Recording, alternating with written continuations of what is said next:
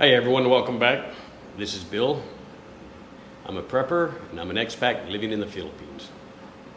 Again, I'm going with the new format here.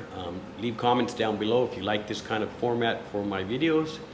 And as I get into today's video, I want to apologize if it goes long.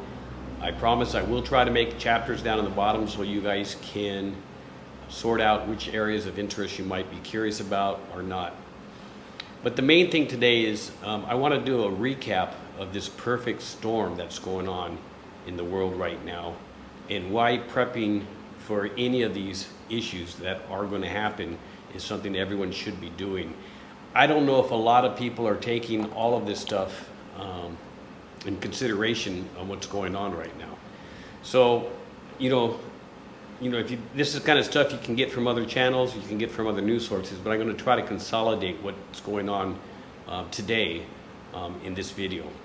And of course, I'm going to start with the biggest issue right now is the war in Ukraine with Russia and what's going on with that right now. There's a big anticipation of a counteroffense by Ukraine forces. They're going to assume that it's going to be towards the south. I wouldn't be surprised if they switch things up dramatically and go north, actually into Russia near Belgrade and some other places. It absolutely would not shock me, just because the escalation levels and the things that are going on in that conflict. It's an easy win for Ukraine, but at the same time it could be very problematic for the world, as Russia will be backed into another corner yet again. Russia has realized that they can't get things done on the ground the old school way, just throwing bodies at it until they can overwhelm a position with the meat grinder of their troops. And they've lost so many of their young men to death and or serious injuries, right? So what they've done now is they've instigated an e-draft, basically is what it is. When the paper drafts didn't work and 1 million Russians fled the country to avoid going to war, those that couldn't were either drafted or had school exceptions or work exceptions or whatever they possibly had. But now that the new law went into effect in Russia, where they changed the ages of what's considered an able-bodied meat grinder character into an electronic draft format. So now these people that rely on services, their not pensions, but their electronic banking, their electronic pay programs, their subsidies, all this stuff that's given to them digitally, they're also going to get the draft notice now digitally, and it's automatically accepted, meaning even if you haven't logged on in a week, if you haven't responded within an X amount of days to that notice and showed up at your local draft station, you can be jailed. And the irony is not missed on me that if they put you in jail, they're just going to go ahead and pull you out of jail anyways and throw you on the front lines as well. So it's, I take your poison, right? You get the notice and go in, and at least you're not maybe thrown on the front lines. But yeah, so that conflict's still ongoing. The probability that it's going to keep escalating is very high. A lot of the U.S. intelligence and the Center for War are saying that this will go on all throughout of 23 and well into 2024, this conflict, because of the resources that are being used and the way the war is being fought. I personally don't think Russia is going to want to drag this out that long. They're either going to want to try to force Ukraine into an agreement where Russia keeps whatever land they've currently occupied, with security guarantees that Russia doesn't have to rebuild or pay back any of the problems. But even then, I don't know how that's going to work when Putin has a war crimes charge hanging on him. So that'll be interesting to see how all of that plays out. Enough about Russia for now. But yes, please, everyone pay attention to what's going on there, because this is an escalation point. And the next topic, China, is definitely paying attention to what's going on in Russia. And they want to see how they can exploit what's going on there with what's happening and what they plan to happen in Taiwan. Now, we know that China's been rattling their sabers about Taiwan forever, but the escalation levels are getting so high right now that this military drill China had for 3 days basically cut off Taiwan via the sea and the Navy, right? The only thing they didn't really affect is shut off their internet and things of that nature, which they well can do, right? So there's the cable line that goes from Taiwan down into the Philippines and Hong Kong and stuff that runs all the internet, which would definitely be one of the first targets in this war that's going to happen. If you disagree that China is going to invade Taiwan within the next 8 months, let me know.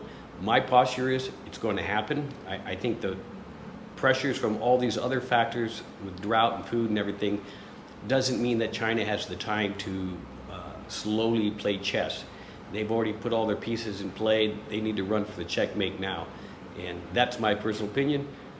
Drop some comments down below if you don't think China's going to go for Taiwan in 2023. Let me know. Another big problem right now is China's running out of fish, right? So they've been running out for 5 to 10 years. They've been sending these massive fleets of fishing vessels all around the world, down in the Galapagos, everywhere, and they're just stealing and taking as much fish as they can. The problem is they've been overfishing for so long, and these countries are getting fed up with it because their people can't catch their allotted amount of fish in their territorial seas, that all these fishing vessels are starting to draw back in, and they're being stored up. And what are they going to be used for? Well, they're going to be used for troop transport, which was always their second job, right? They're a fishing fleet, but they're also a military fleet, and there's thousands and thousands of these boats that can slowly be used secretly to move a whole lot of equipment and personnel. I expect any invasion of Taiwan will absolutely use these fishing vessels. Let's check back later, and we'll see where my prediction on that goes. China's also running some word plays and some wordsmithing in the Philippines. They recently threatened the OFWs in Taiwan in a statement made in the Philippines by one of the Chinese government representatives, which he quickly backtracked and said was taken out of context. But it was clearly a jab at the Philippines not to help or assist the U.S. in any effort in the Taiwan-China conflict that's going to come. Literally as far as threatening the OFWs that are in Taiwan. The rhetoric and the saber rattling and the posturing is just escalating out here as well. So that's kind of crazy. It's another touching point. Now, one of the kind of last things I want to talk about when it comes to this war and conflict between China, Taiwan, Russia, Ukraine, and the world is that Nato, in all their intelligent wisdom, is deciding to hold the largest ever training exercise using naval, air, sea, land, and just about every piece of equipment they can gather in troops.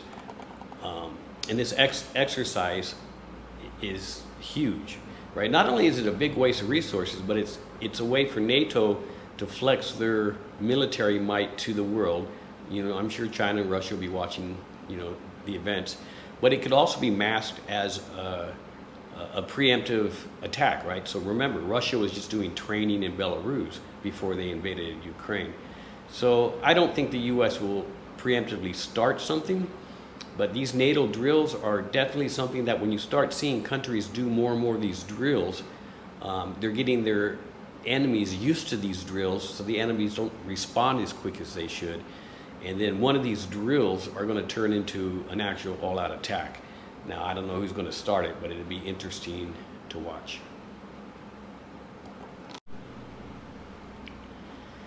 All right, so now that we got the major conflicts out of the way, let's talk about some of the things that are going on in the world with the U.S., particularly the attack on the U.S. petrodollar by BRICS and the long-term effects, if any, and there are some. And I want to talk about the economy in the U.S.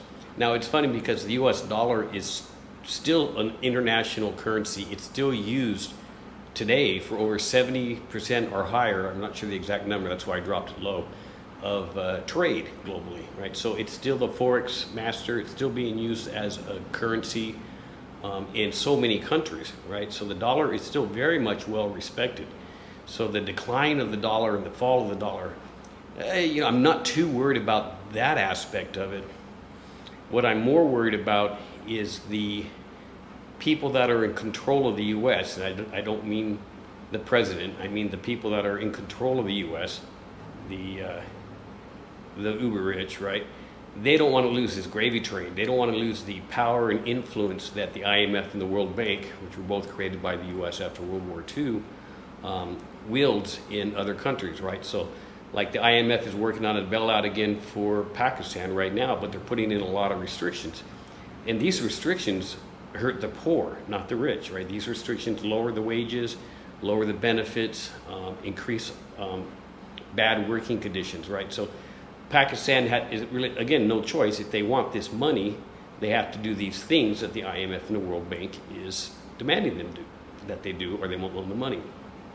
The U.S. has wielded this power abusively, honestly, in my opinion, for so long that I'm not surprised the world's fed up with it, right? I'm not surprised that the world wants to trade on their own currencies or a currency controlled by a group of nations like BRICS. The concept makes absolute sense to me. If I was an American citizen and I didn't follow how the IMF and the World Bank works, which most U.S. citizens have no clue how that works, I'd be upset about the policies that the U.S. has forced on nations and the issues it's caused. The IMF never built up a nation. It just made people rich, and then the poor of all these nations suffer.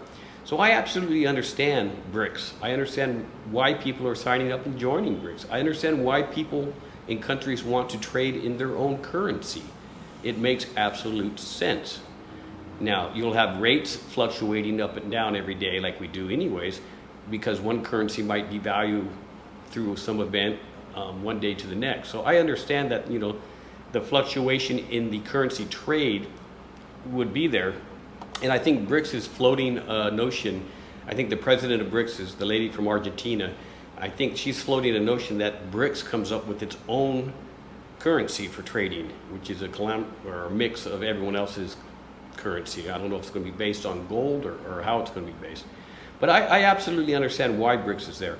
Do I feel that it's going to be a huge impact on the U.S. people? No. Only in regards to if the people in charge start printing more money and or go to war over this, will it affect the common U.S. citizen? Unfortunately, I think that's exactly what's going to happen. The U.S. is going to keep printing more money.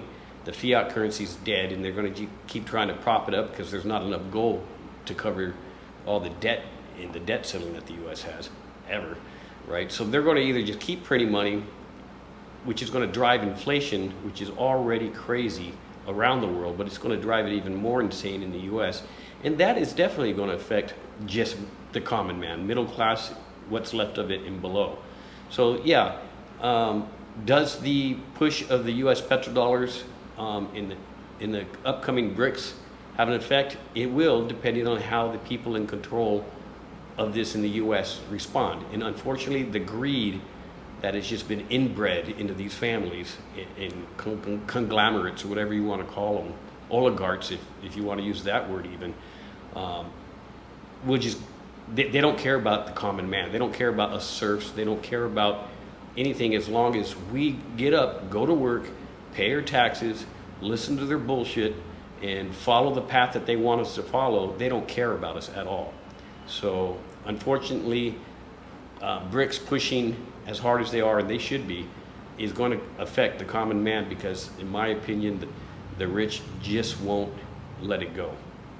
The other option is the rich who always love a war. They love the war machine because all that money to buy all that equipment comes from all the companies they own and control, right? So they're going to want to either say, okay, let's get more heavily involved in some conflict, whether it's Taiwan, Ukraine, or anywhere else around the world. I can see that happening as well. And unfortunately, it's just a sad state of affairs. A couple other things I want to talk about the U.S. real quick. I'm going to cover civil unrest and civil disobedience next, but let's start with the U.S. The scenes you see of these 25 and younger kids doing these takeovers, right? You know, it used to be where, hey, we want to do a drag race and show off our cars, and that is almost always 100% of the time now have turned into basically, if we can get enough people to show up at an event, we can overwhelm the local police presence, and then we can go loot, destroy, harm, and damage things. I won't blame it on any race, but I will definitely blame it on lack of parenting and just lack of overall morals in this generation of kids, right? they think that it's okay to take another man's property or to beat another man or to destroy another man's property for entertainment value only. I mean, they're not doing it because they're hungry. They're not looting these stores. Like that one video, they're taking condoms and booze. All right, that's not because they're hungry. That's because they're just a pack of little shitheads that have no consequences for their actions. And the reality is there is no consequences for their actions. You can get these mayors, you know, in Compton and the mayor in Chicago, they can stand up and say, yeah, we're going to go after these kids. No, they're not. Even if they can find the kids, they're not, you know, even if they get some arrests, they're not going to go after these kids. I mean, for sure, they're not going to spend the time and resources that they went after the so-called insurrection that the Patriots did, but that's a whole different conversation. But the kids today have absolutely no morals, no work ethic, and they do these acts because there's no consequences. I don't know what more to say. These stores that are closing in Chicago due to theft and other reasons, but primarily due to theft and shoplifting, has nothing to do with other than they're not making money. And if the communities are saying, well, you're leaving us high and dry without these big stores, well, maybe you should work on your community and get your community people to stop having their kids or whoever go out and steal, loot, damage, and burn. I saw this coming years ago, right? So obviously, me and my wife moved to the Philippines. We left the U.S. over 10 years ago. Haven't looked back because I saw this coming. Now, when the economy really does collapse, and when the jobs start falling off, and when all these big stores like Best Buy, that's just closing 70 stores as well, when all these things really start impacting people, what do you think all these kids are going to do? You think they're going to go out and plant food? You think they're going to go out and work together as a community to support one another? No. These kids are going to go out, rob, steal, loot, and take. And if you don't have the way to protect yourself and the training and ability to use whatever form of protection you like to carry, you know, I like those little things that fly through the air and make a loud noise, right? They're really effective. But you need to make sure that when shit really does hit the fan economically and these hordes of kids start running around and looting, that it's definitely going to happen and there's no consequences. You better be prepared to secure yourself and your belongings. Other civil unrest around the world. Now, there's always been issues. You know, the world always, you know, the serfs always fight the kings. That's just how it works, right? The kings demand too much, the serfs get mad, the kings squash the serfs sometimes kill the king. You know, it's a never-ending cycle.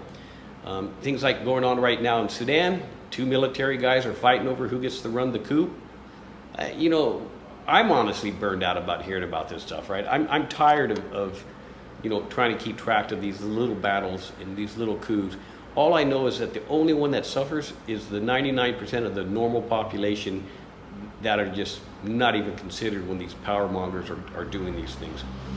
I don't even want to talk about Haiti. I think the world just gave up on Haiti. We tried after the earthquake, the corruption, the violence. We can't do anything about it. The world just gave up.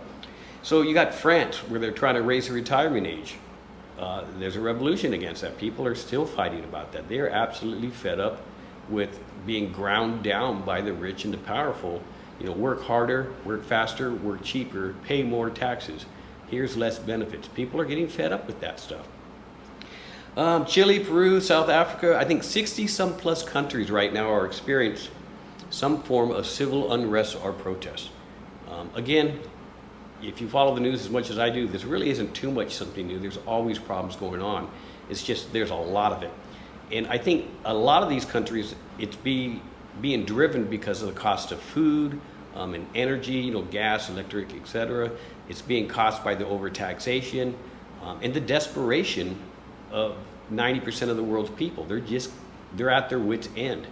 And I see more and more of these type of civil unrest things folding out. I've heard people talk about a U.S. Civil War. I don't see it happening. I see some dramatic events that are one-off events that may change the course of the politics, but I don't see a civil war. I know that part of Oregon wants to go into Idaho, and Idaho's talking about that. But they've been talking about this forever, splitting California into two, you know, splitting the East Coast and the West Coast. And, you know, this has always been stuff that's been going on. I'm not super concerned about it because, again, it's the serfs getting tired of the kings. In the UK, right? So they have strikes. There's always strikes in the UK, whether it's the train guys, what was it, end of last year, the truckers. Right now, I think it's the nurses, right? The doctors are complaining that in their healthcare system, they make sometimes less than fast food workers, right? So that and they're overworked and they're not treated with any kind of respect. So yeah, I get the fact that if you're in a job that sucks so bad, I don't know, get out of that job. I don't know what to say. The system will collapse, and the UK is slowly just collapsing on all different sides, whether it's water, food, security, trade, the politics in the last 10 years, especially with Brexit and that mess, has just left a sour taste in everyone's mouth, and it's just not going to get any better. I saw a report that shoplifting is up in the UK. Now, shoplifting in the US, we just talked about that. I mean, kids shoplift forever, right? Poor people take when they can.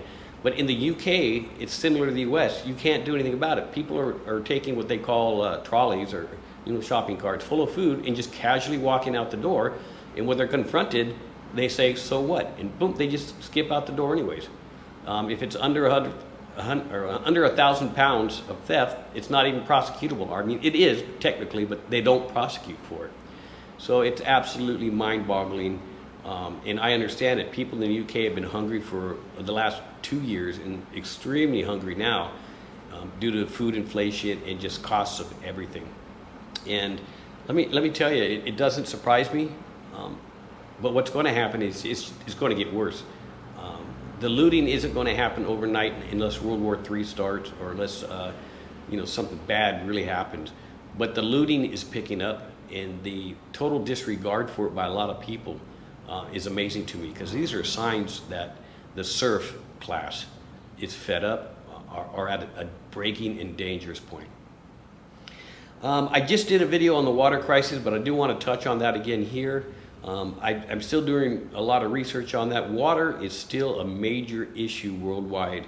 And again, watch the video I just put out to get more details. But these droughts and this El Nino that's about to strike, and all these warm winters and crazy weather events where water is misplaced. And what I mean by that is these storms happen in areas where they're not ready for water management. They dump all this water that ends up not getting back into the groundwater or not being put into where it should be.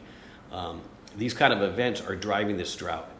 And besides the fact that you need water to live, drinking water, right? You need water to grow crops. I mean, there's some drought-resistant crops, but you need water, and nobody's getting the water they need, nowhere. Comment down below if you know of one country that does not have an agriculture water crisis, right? So what this means is that the food shortages that we've been experiencing for the last 2 years are not going to get better. The inflation cost on your food is going to go up. Biden might say that it's down into the single digits, but it's still going up. If it still keeps going up 5%, it still keeps going up. If it still keeps going up 9%, it still keeps going up. Yeah, maybe not in the double digits anymore, but I'm telling you, it's going to get worse. This rationing and stuff that's been going on is predictable because of the shortages of certain crops, whether it's related to transportation or lack of growing certain kinds of foods at certain times or floods. The onion crisis I used to joke about in the Philippines here is a global onion shortage now. So it's not funny anymore, right? It was funny when it's happening here, but these things are going to continue to happen. The upcoming predicted bad crops is going to cause more food rationing. If you're not rationing your own food right now, if you're not stacking food, again, as I keep reiterating in every other video, if you're not stacking food just to beat the inflation, you're not making any good decisions, right? If you can't stack food, man, I don't know what to tell you. It's just going to get worse. It's going to get worse this year, and it's not going to get better. And especially if a war, which I believe will happen, breaks out. All the trade comes to a grinding halt, not all, but a majority of the trade will stop, and you need to rely on what's in your pantry, what's in your community, what's available in your country. And I'm telling you, there's not a lot of availability. Philippines still is looking at importing rice because they have less than a 50-day supply. The problem is the cost to import rice and the ability to find someone willing to sell rice, because everyone's hoarding rice right now, isn't going to help. I'm doing some rationing now just to get in the habit of rationing, right? So I'm eating a little bit less than I would. I'm not spending as much on some of the exotic stuff, even though I love my chili salmon and some of those things. I got enough stocked up for a while. But yeah, if you're not looking at food inflation at a minimum for a reason to stock food, look at it as for food availability that's not going to be there. It takes time to build up a pantry of food unless you're rich. And all the rich people, they all have their emergency supplies and their bunkers and their safe spots and their ranches they can go run and hide on, right? The common 99% of the world does not have that. Big stores are closing, right? And that's affecting a lot of things as well, right? So you used to be able to go down to a Walmart like in Chicago and buy your groceries. Well, that's ending, right? So start looking at these mom and pop stores, start looking at local farmer markets, right? You're gonna get a better price and a better quality food anyways. Now, I live out in the farming community, thankfully, and there's a fairly good supply of food out here at all times. We run across some shortages and some price hikes that will depend on Asian flu, or whether it's pork or chicken, swine flu, whatever that is. And we also have, disasters with flooding and typhoons. But generally, the food's available out here. In a major city, let me tell you what, if there's a big crisis, everything's gone in 7 days or less, okay? So what are you gonna do on day 8 and day 9? Especially when you got all these mobs of kids running around trying to take your stuff. So, I'm trying not to keep in the doom and gloom of most prepper channels, right? But I just look at the stuff that's going on and I'm just totally amazed by how many people are ignoring what's going on. And doom and gloom aside, please take care of your preps. Please make sure you're ready for what's coming, and please share this message. This is a long video. I do appreciate it if you've watched all the way to the end. Smash that like button, or as one of my subs said, don't use the word smash, but please hit a like if you like this content, and please comment below on anything I may have misspoken on or anything you want to bring to my attention. Once again, I'd like to thank everyone that's watched all the way through, and I do appreciate every single one of you. Until next time.